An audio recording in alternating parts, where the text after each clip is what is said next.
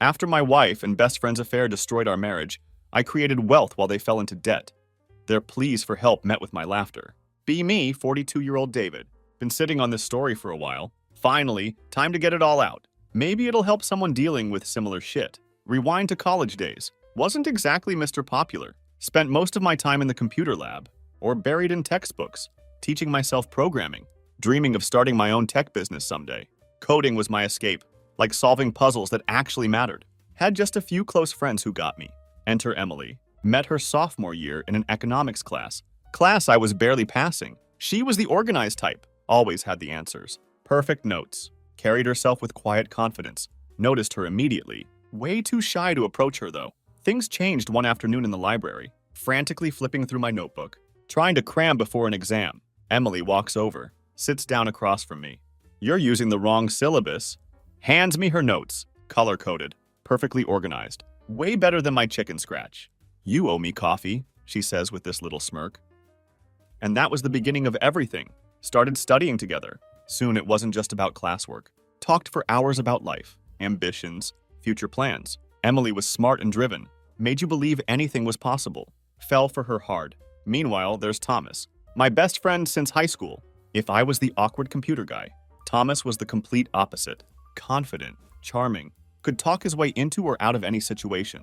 We balanced each other out, spent years dreaming about starting a business together. Fast forward post-graduation, Emily and I started dating seriously senior year. About a year after getting our degrees, we got married. Thomas was my best man. Gave a speech that had everyone laughing and crying. Felt like I had everything. A wife who believed in me. A best friend who had my back. Future looking bright. Life after graduation wasn't glamorous, though. Worked long hours at a small tech company. Programming all day. Saving every penny I could. Thomas landed a sales job. We stayed in touch. Meeting up on weekends to brainstorm business ideas. Emily took a job in accounting. She hated the corporate environment. After a couple years, Thomas and I decided to take the leap. Quit our jobs. Pulled our savings. Wasn't much. Started a small app development company. Our idea was to create apps that made everyday purchases easier. Things like ordering food or booking tickets with just a few taps. Wasn't groundbreaking. Believed we could do it better than anyone else. Started small. Working out of Thomas's garage. Had secondhand equipment. Mismatched furniture. Thomas handled the business side. Pitching to potential clients. Securing deals. I focused on building the apps. Didn't have much, but we had drive. Determined to make it work. Emily was there every step of the way. My biggest supporter, always encouraging me when things got tough. She'd stay up late with me, listening to me vent about bugs I couldn't fix, helping me brainstorm solutions. One night over Chinese takeout, she joked about quitting her job to join us full-time. At the time, we laughed it off, but the idea stuck with me. About a year into the startup, Emily made the switch, left her corporate job, officially became our operations manager. Made perfect sense. She was great with numbers. Hyper-organized, knew how to handle the stuff Thomas and I didn't want to deal with, like schedules and budgets. The three of us worked like a well-oiled machine. Thomas and I would brainstorm new app features, hash out designs. Emily made sure we stayed on track. Weren't making much money, but we were building something we believed in. Felt like enough. Our first big break came when one of our apps caught attention. A ticket purchasing platform. Small group of investors noticed, gave us enough funding to move out of Thomas's garage into a tiny office space. Wasn't fancy. Just a couple of desks, crammed into a room with flickering lights and peeling paint, but it felt like we'd made it. Emily threw herself into the job, taking care of operations, while Thomas and I focused on development. The three of us spent late nights in the office, brainstorming, troubleshooting, celebrating small wins. Wasn't perfect, but felt like we were on the verge of something big. Those were some of the best days of my life. Had a wife who believed in me, a best friend who shared my vision, a company that felt like it was finally going somewhere. Weren't just coworkers. We were a family. For a while, everything seemed great. Startup wasn't exactly printing money, but we were making steady progress.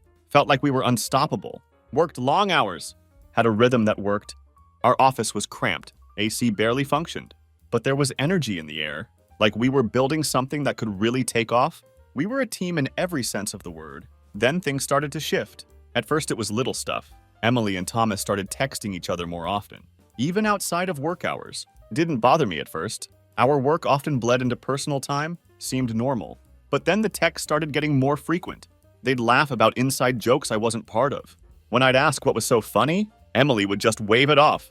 Oh, just something about the client meeting. Thomas would nod along. Didn't think much of it at the time. We were all working closely together. Made sense they'd communicate a lot. But then there were the late-night meetings. Emily started mentioning that she and Thomas needed to go over some projections after hours. At first, it was maybe once every couple of weeks. Then it became more frequent. I'd be at home wrapping up my coding work, while Emily stayed at the office with Thomas. Just trying to get ahead of the deadlines, she'd say. And I believed her? Why wouldn't I? We were all busting our butts to make the startup succeed. Emily and Thomas were two of the most important people in my life. Had no reason to doubt them. But then those late-night meetings turned into weekend work sessions. Emily would tell me, "We need to hash out some details for the upcoming launch." She'd spend hours at the office with Thomas. Sometimes she'd come home late looking drained, but oddly distant. When I'd ask how things went, she'd give vague answers. "Oh, it was fine. We're making progress." The thing is, I wasn't the kind of guy who second-guessed the people I trusted, believed in loyalty, giving the people close to me the benefit of the doubt, questioning every move Emily or Thomas made. That wasn't me. But no matter how much I tried to ignore it, something just didn't sit right. It wasn't just the late nights and vague excuses. It was the way they both started acting around me. Emily and Thomas had always been friendly, but now it felt like they were almost too in sync. Thomas, who'd always been my go-to guy for brainstorming, or just unwinding after work, started pulling away. He'd cancel our usual hangouts with vague excuses, like, "I've got too much on my plate," or "Maybe next week, man." When we were in meetings together, he seemed distracted, checking his phone constantly, barely engaging with the ideas we were throwing around. He seemed to avoid me as much as possible. Even when we did hang out, it wasn't the same. He'd zone out mid-conversation, or give these half-hearted responses, like he wasn't really present. It was subtle at first, but over time it became glaringly obvious. The guy who used to be my biggest supporter now felt like a stranger, and I couldn't figure out why. One evening I showed up at the office unexpectedly. To drop off dinner? It was a Saturday. Emily had told me they'd be working late to finalize some budgets. Figured I'd surprise them with pizza. Hadn't seen much of Emily all week. When I got there, the office was quiet. Too quiet. Walked in and found Emily and Thomas sitting close together, huddled over her laptop. When they noticed me, they jumped slightly, like they weren't expecting anyone. "Oh, hey," Emily said, quickly closing the laptop. "What are you doing here?" "I brought dinner," I said, holding up the bag. "Thanks, man," Thomas said, his usual easygoing demeanor kicking in. "We're just wrapping up here." The whole thing felt weird. Wasn't just that they were surprised to see me, it was the way Emily seemed flustered, like she was scrambling to explain something. That didn't need an explanation. After that, the nagging feeling in the back of my mind started to grow. Tried to ignore it, telling myself I was just being paranoid. After all, these were the two people I trusted most in the world. But the little things kept piling up. One evening, I was tidying up the living room. While Emily was in the shower, noticed a small wrapped gift, tucked under the couch cushion where she'd been sitting earlier. Curious, I picked it up, thinking maybe it was for me. Our anniversary was coming up, but when I turned it over, I saw a little tag attached, written in bold, familiar handwriting. It read, "Can't wait to see you wear this." My stomach dropped. I carefully peeled back the edge of the wrapping paper, found a delicate bracelet, something far from Emily's usual style, but perfectly matched the kind of gifts Thomas had a knack for picking. The handwriting on the tag matched his perfectly. I sat there staring at the gift, my mind racing. Maybe it was for a group gift exchange. Maybe it was just some inside joke I didn't understand. But deep down, the pit in my stomach told me otherwise. It didn't make sense. None of it did. I didn't confront Emily right away. Instead, I shoved the gift back under the cushion. Tried to convince myself there was some innocent explanation. Maybe I was jumping to conclusions. Maybe it wasn't what it looked like. But the signs were stacking up. Emily seemed distracted all the time. She'd barely talk about work, a topic she used to share everything about. And Thomas, he started fading out of our usual group activities, skipping hangouts, acting distant when we did cross paths. It felt like I was losing both of them, without even knowing why. A few nights later, I couldn't take it anymore. Emily and I were curled up on the couch, watching some show I couldn't even follow, because my head was swimming. I took a deep breath and blurted out, "Is everything okay with us? You've been different lately?" She turned to me, startled. "What? Yeah, of course everything's fine." But her eyes, they betrayed her words, and in that moment I knew. Everything was far from fine. The day it all came crashing down started like any other. I still hate that day and the memory of it. At that time, I'd been working for weeks on a major investor pitch. This wasn't just any meeting. It was the kind of opportunity that could change everything for our startup. We were asking for significant funding to scale up operations and expand our product line. This meeting had the potential to secure our future. Normally, Thomas would have been right there with me. He was the face of the company, the one who could walk into a room and sell anything to anyone. We'd always pitched as a team. Thomas would handle the vision, and I'd get into the technical details. But this time, Thomas had waved it off. "You've got this," he'd said, brushing off my suggestion to tag team the presentation. Emily backed him up, claiming they were too busy ironing out internal details to join me. They said it like it was no big deal. Like me handling the meeting solo was just the natural choice. It struck me as odd. Thomas loved being in front of investors. It was practically his whole personality. And Emily, she was all about preparation. Normally, she'd spend hours going over the numbers with me, making sure everything was airtight. But this time, neither of them seemed particularly invested. Considering that the tension had been building for a while, I could feel the questions demanding answers. I was ready to confront them, to lay everything out, and get to the bottom of it. This was the final straw, and I knew I couldn't let it slide any longer. But with the investor meeting looming, I told myself it could wait just a little longer. Right now, I needed to keep my focus sharp and make sure the pitch was flawless. That morning, I walked into the boardroom alone. It felt strange not having Thomas by my side, but I shook it off. I had a job to do. The presentation went better than I could have hoped. The investors were engaged, asking all the right questions, and by the end of it, they were nodding along enthusiastically. We got the funding, enough to take the company to the next level. I should have been ecstatic, but as I left the meeting, I couldn't shake the nagging feeling that Emily and Thomas's absence wasn't just about being busy. They'd been weird for weeks, late-night texts, inside jokes, vague excuses about meetings and work trips. But I wasn't sure. Still, I was determined to share the good news, then see why they were acting weird lately. I decided to surprise them at the office. On the way, I stopped at their favorite coffee shop and picked up lattes and pastries. I imagined walking in, seeing their faces light up as I told them about the funding. We'd worked so hard for this, and I wanted to celebrate the win together. When I got to the office, it was eerily quiet. I walked in balancing the coffee tray and called out, "Hey, guess what?" But there was no response. I figured they were in the conference room. It was their usual spot for these so-called work sessions. As I got closer, I heard voices, and then I heard laughter. It wasn't the kind of laughter you'd expect from a work discussion. It was softer, more personal.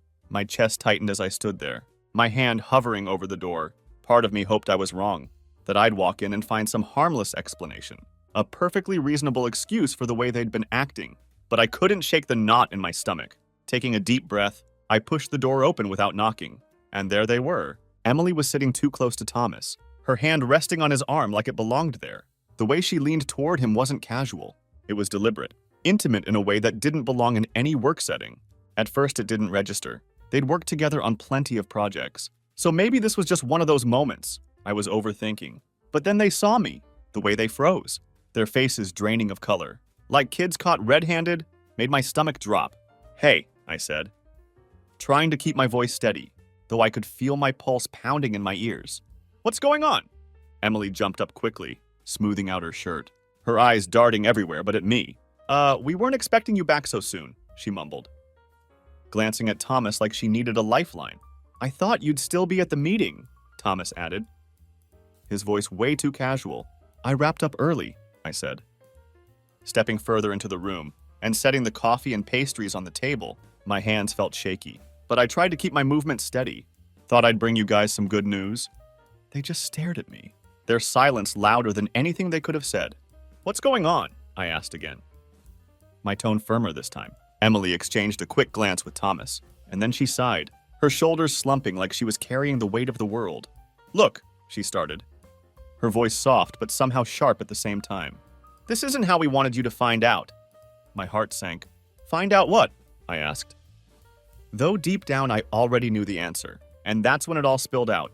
They admitted they'd been seeing each other for months, sneaking around under the guise of work. It had started with late-night meetings and turned into something deeper. According to Emily, it just happened, she said, her voice trembling but steady enough to feel rehearsed. "We didn't plan for this." Thomas, always quick with the spin, jumped in. "It's complicated, man. We didn't want to hurt you." I just stood there, frozen. Complicated. That's what they were going with. Emily looked down, wringing her hands. "I'm not saying this to hurt you, but I've felt for a while now like we've been growing apart." She hesitated, her voice softening in a way that almost felt cruel. "You're always so focused on work, on the technical side of things. And with Thomas, it's just different. We connect in a way I don't feel with you anymore." My chest tightened. For a second, I thought I might be sick. This wasn't just about the betrayal. It was about how she was framing it. Like our relationship was some sort of outdated project she'd lost interest in. Thomas nodded, chiming in. Like he was somehow part of this narrative. We didn't mean for this to happen. It's just, we've been spending so much time together. And it made us realize how much we have in common. Emily continued, her voice faltering but not stopping. I've been trying to figure out how to tell you. It's not that I don't care about you. I do. But we've been drifting for a while now. I couldn't believe what I was hearing. They weren't just admitting to the affair. They were justifying it, acting like their connection was some inevitable force of nature. While my relationship with Emily was nothing but an afterthought. I wanted to yell, to smack Thomas in his face, to call them out for what they'd done. But instead I just stood there, numb. Is that all? I asked finally. My voice flat and cold. They exchanged another glance, like they weren't sure if they should say more. Finally, Emily whispered, I'm sorry. Thomas nodded, though he didn't seem nearly as remorseful as he should have been. Yeah, man, we didn't want it to come out like this. I stared at him, my eyes narrowing, as the weight of his betrayal hit me all over again.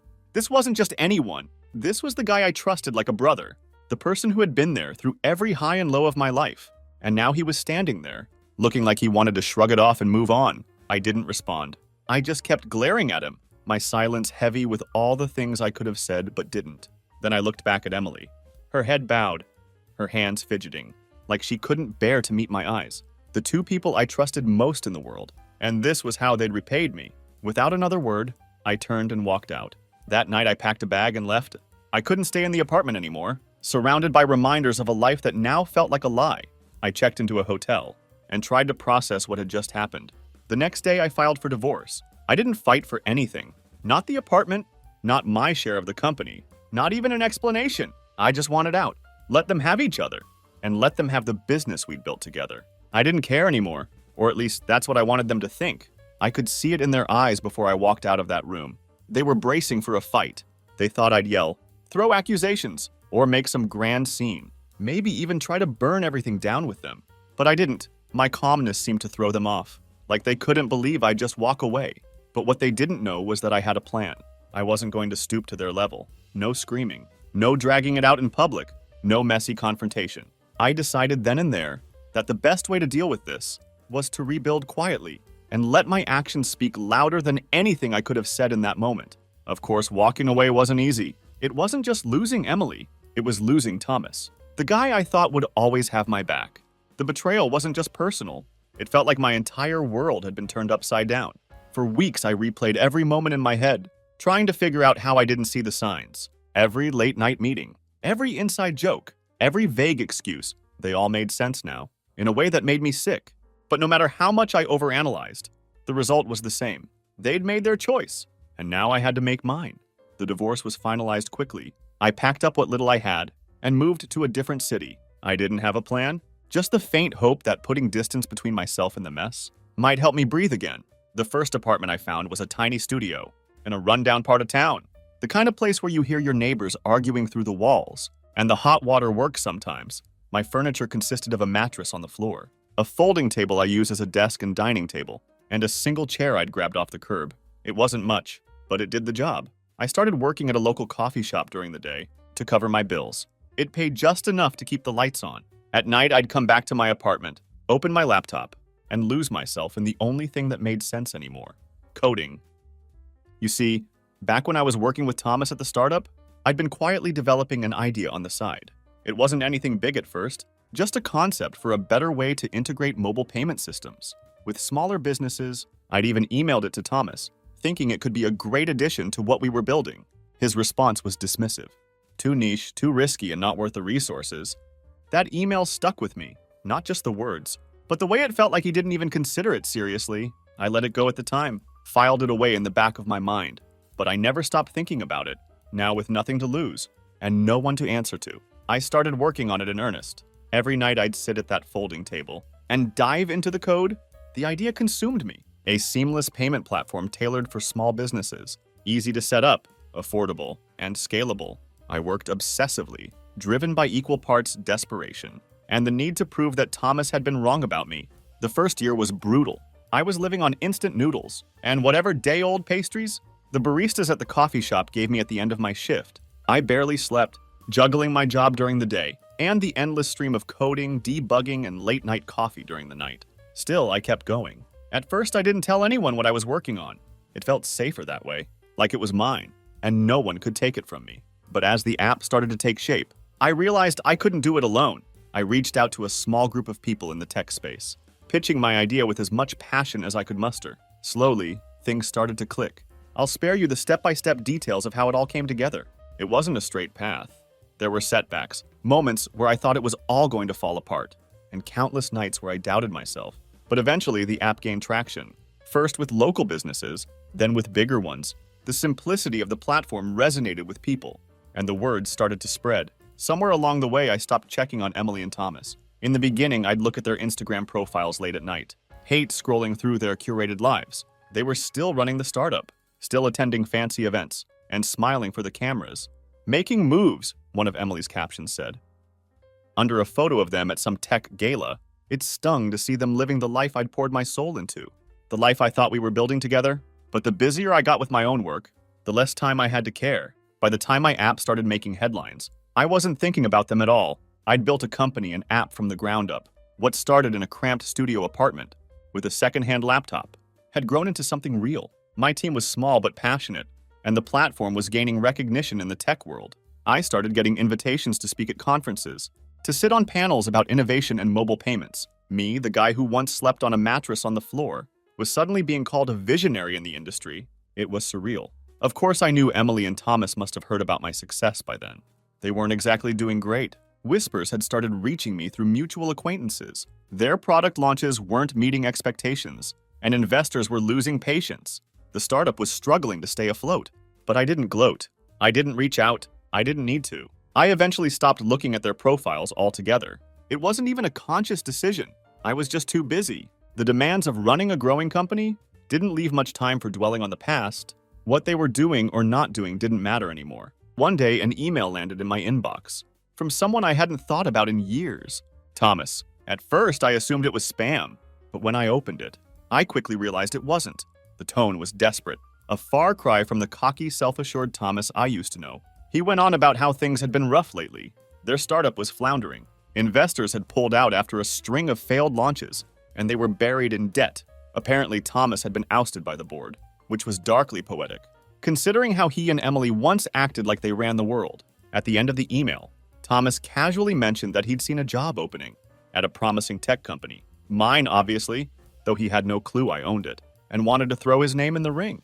He listed his experience and hinted at how his unique expertise could help the business grow. A separate email came from Emily. Hers was dripping with regret, filled with vague nods to poor decisions and wanting a fresh start. She didn't directly ask for a job, but suggested we meet for coffee, to reconnect.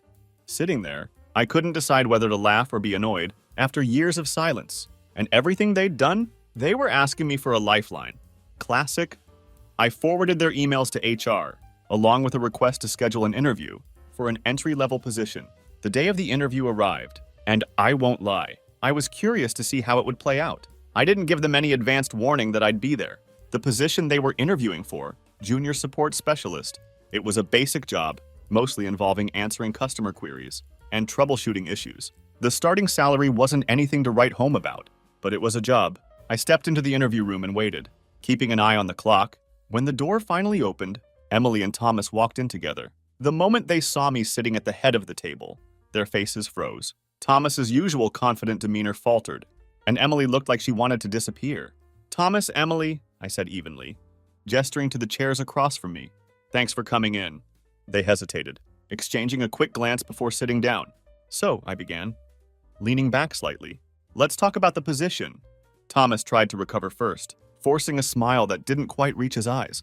Yeah, sure. I wasn't expecting you to be here. Well, it's my company, I said simply, letting the words hang in the air for a moment. I like to stay involved.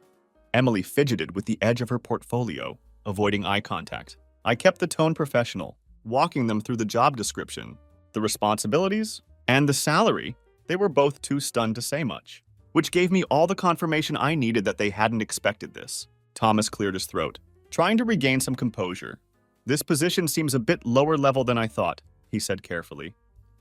Oh, I replied, feigning surprise. Well, based on your experience and the recent history of your company, this seemed like the right fit. Unless, of course, you think it's not a good match. Emily finally spoke up, her voice quieter than I remembered. We were hoping for something a little more aligned with our previous roles. I nodded slowly. I see. Unfortunately, we don't have anything higher level available at the moment. But this position could be a great opportunity to, rebuild. The words weren't accidental. Thomas's face turned red, and he opened his mouth to respond. But then he closed it again. For a guy who always had something to say, the silence was telling. The rest of the interview went about as well as you'd expect. They stumbled through their answers to basic questions, clearly unprepared for what they were walking into. I could see the frustration bubbling beneath Thomas's surface, as he realized this wasn't going to end the way he'd imagined. When the interview was over, I stood up and extended a hand. Thanks for coming in. We'll let you know. They left without another word. Later that evening, I got an email from Thomas. It wasn't a thank you note or a follow-up about the interview. It was a rant. He accused me of humiliating him, of using the interview to settle old scores. He claimed that I owed him for the opportunities he'd given me when we were starting out. And then he made his boldest claim yet, that he'd contributed to the core idea behind my app and deserved compensation. I sat there staring at the screen, not sure whether to laugh or be angry. Thomas's email was a mess of entitlement and desperation, but it was that last part that stood out. He was trying to stake a claim on something I'd built from scratch, an idea he dismissed as too risky when I first pitched it to him years ago. I didn't respond right away. Instead, I dug through my old email archives and found exactly what I was looking for. The original email I'd sent him back at the startup, outlining the idea. His response was right there too. Too niche, too risky, not worth the resources. The receipts were clear. That's it for now. I'll keep you guys updated. Final update. Oh, you guys are going to love this twist. So after Thomas's pathetic attempt to land a job at my company, he decided to take things up a notch. Or at least he thought he did. He actually tried to sue me. The guy who dismissed my original idea as too niche had the audacity to claim that my company was built on his idea. The same idea he laughed off years ago. The irony wasn't lost on me. Fast forward to court, and let me just say it wasn't even close. I came in armed with receipts, the email where I pitched the concept to him, his dismissive response, timestamps showing when I started working on the code, and everything else I needed to shut this nonsense down. Thomas's case was as weak as his excuses. During that awkward job interview, the judge ruled in my favor so quickly, it felt like they were doing me a solid just to save everyone's time. Now, not only is he jobless, but he's also drowning in legal fees. I guess karma works overtime sometimes.